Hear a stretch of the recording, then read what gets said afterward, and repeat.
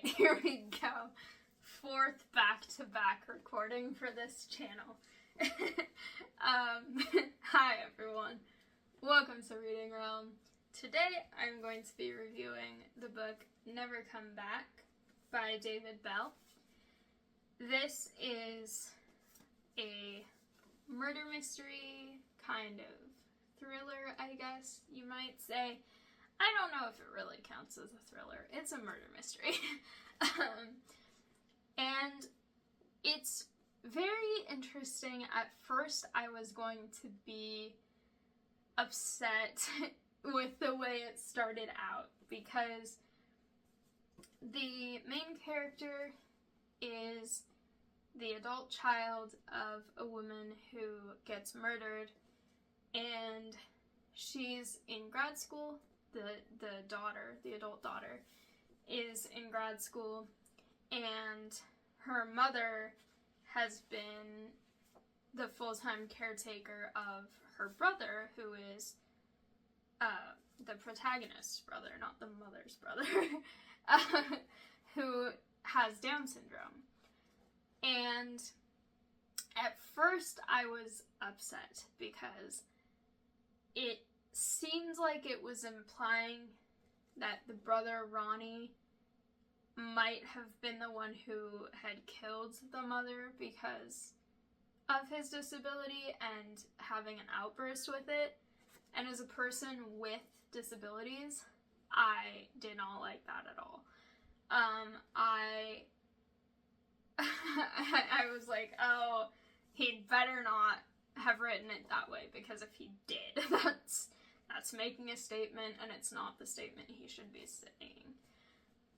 Anyway, wasn't the brother, which is very good, because I think if he had had the only disabled character, particularly in a disability that I know has a lot of stigma surrounding it, I personally do not have that disability, and I don't know as much about it as I'm sure some people out there do, particularly the people who actually have it. But as a person who has autism, which is another misunderstood, stigmatized disability, I'm very glad that they did not go with the disabled character being the bad person. 'Cause I know that in real life, it's often easy for people to decide that the disabled person is the bad person. And the cops were kind of trying to do that in this book a little bit. Anyway,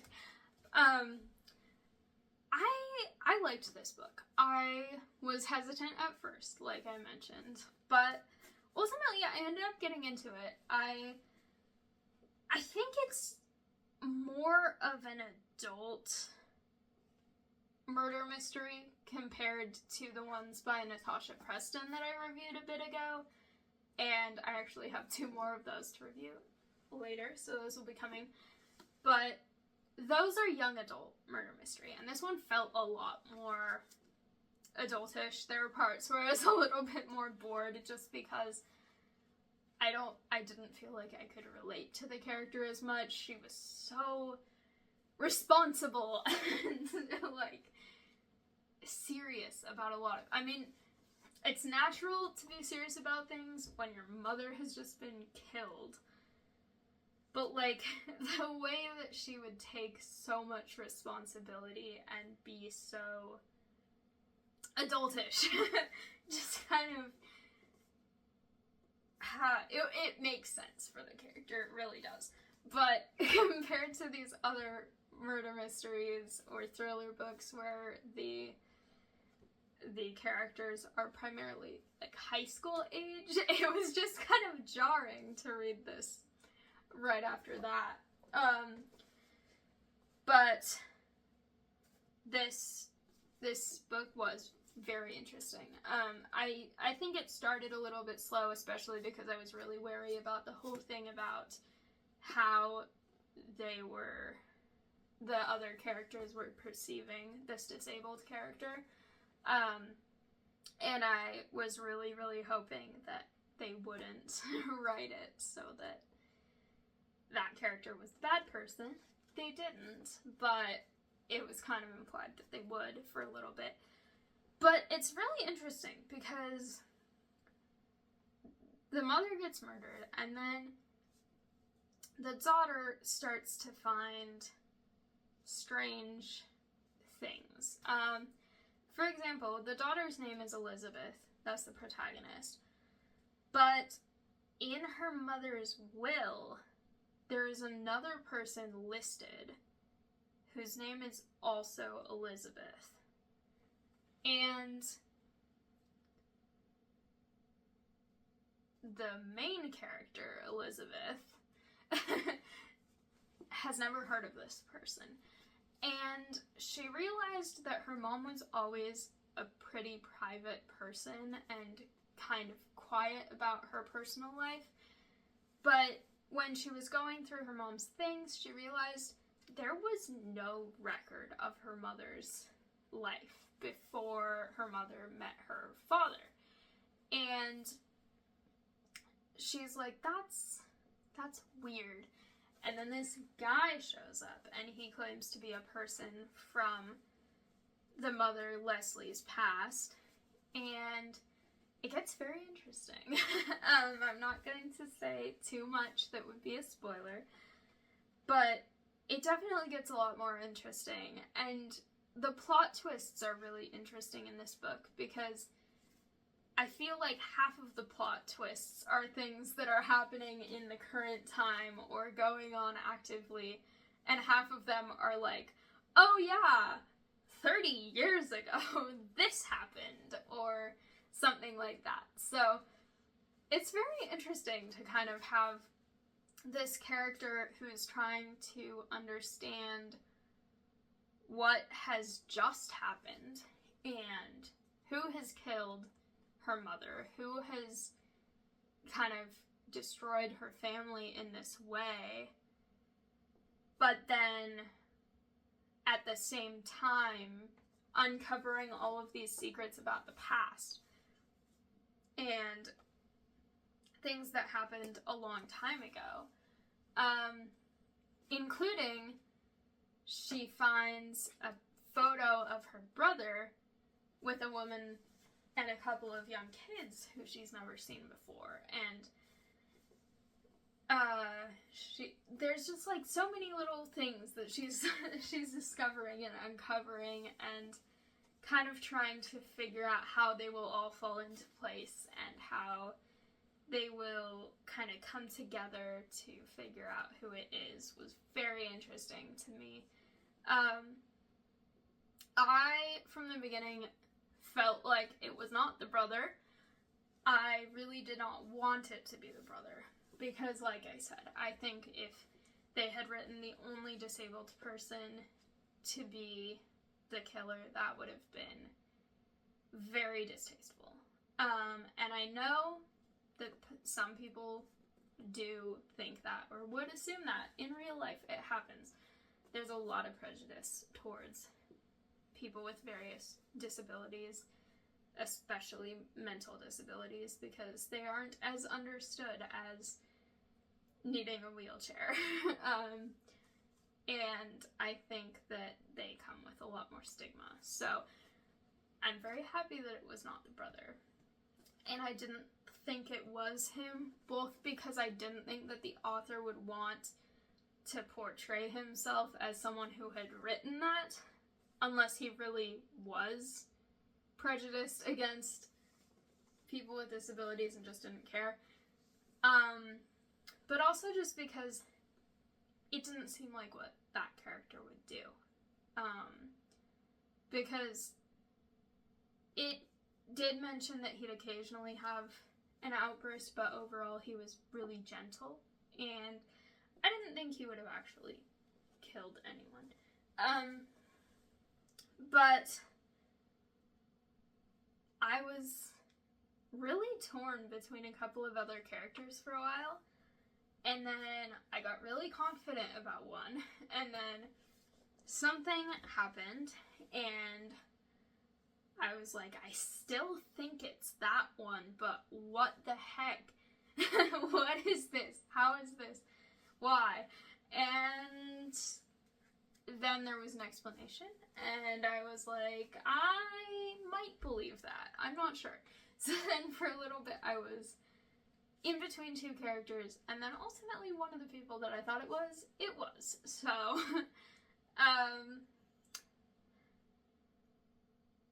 yeah, that, I liked this book. I think, like I said, it is more of an adult murder mystery, in my opinion, just also because of the age of the characters and kind of the way they handle themselves.